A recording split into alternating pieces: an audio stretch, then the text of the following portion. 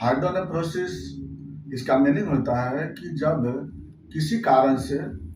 किसी भी वजह से किडनी और यूरेटर में अबनॉर्मल कंडीशन में जब यूरिन का एक्यूमुलेशन हो जाता है तो उसको हाइड्रोनेफ्रोसिस बोलते हैं।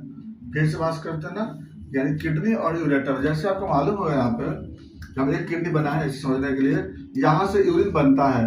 यह यूरिन यहाँ से कैलिसेस के बाद आता है ब्लैडर या यूरेटर में, यूरेटर के बाद आता है ब्लैडर और ब्लैडर के बाद यूरेथ्रा से बाहर निकल जाता है। तो अगर यह यूरिन अगर यहाँ पे किडनी में अगर ज़्यादा जमा हो गया, अगर वायदे किसी कारण से, या यूरेटर में अगर डिपोजिट हो जाता है ना, तो इस कंडीशन को क्या बोलते हैं, हाइड्रोनेफ्रोसिस, जिसमें किडनी का साइज थोड़ा बड़े हो जाते हैं, यूरेटर डायलेट कर जाते हैं किसी कारण से, और यहाँ पर या तो पानी इसे डिपोजिट हो सकते हैं, किसी जगह पे पानी क्या होता है जमा हो जाता है ज़्यादा, और यूरिन ज़्यादा डिपोजिट कर जाते हैं यहाँ पे, अब नमक डिपोजिट कर जाते हैं, जिसको कंडीशन को लोग हाइड्रोनेफ्रोसिस बोलते हैं। इसके कारण जो होता है ना, ये आपको नेफ्रॉन को क्या करता है, कंप्रेस कर देता है, और यह हाइड्रोनेफ्रोसिस अगर लंबे समय तक रह गया अगर किडनी में, तो किडनी को फेल भी कर देता है ये। तो चूंकि हाइड्रोनेफ्रोसिस होता क्यों है यहाँ पे, तो ये रास्ते ऑब्स्ट्रक्शन होने के कारण, या तो यहाँ पर इस जगह कोई स्टोन हो गया, ट्यूमर हो गया, यूरेटर में कोई स्टोन या ट्यूमर हो गया, या कोई बाहर से कोई कंप्रेस कर रहा हो ऑर्गन, जैसे प्रेगनेंसी के केस में या ट्यूमर के केस में, हो सकता है यूरेथ्रा में स्ट्रक्चर हो सकता है प्रोस्टेट ग्लैंड का साइज बढ़ गया हो सकता है यहाँ पर फिमोसिस, पैराफिमोसिस हो। तो यहाँ यूरेथ्रा के ऑब्स्ट्रक्शन से, यूरेटर के ऑब्स्ट्रक्शन से जो यूरिन है वहाँ पर डिपोजिट करता है, और उस कंडीशन को डेवलप बोलते हैं लोग हाइड्रोनेफ्रोसिस।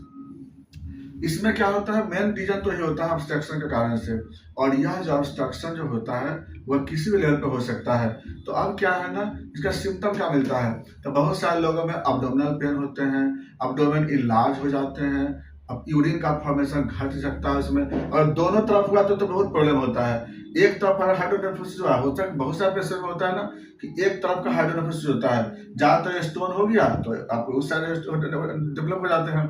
तो उसमें एक साइड सिम्टम डेवलप करते हैं, और दोनों तरफ हो गया तब तो फिर बॉडी में आपका यूरिया, क्रिएटिनिन, यूरिक एसिड का लेवल बढ़ सकता है, इलेक्ट्रोलाइट इम्बैलेंस हो सकते हैं।